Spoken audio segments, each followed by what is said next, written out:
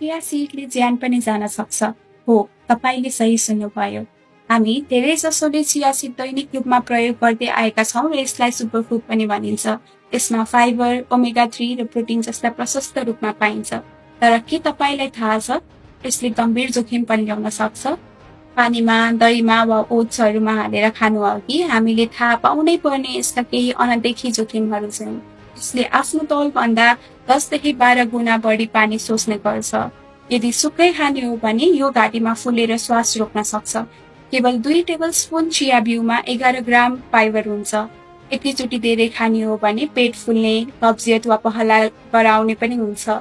यदि तपाईँ सुगर वा रक्तचापको औषधि लिनुहुन्छ भने यसले नकारात्मक असर गर्न सक्छ।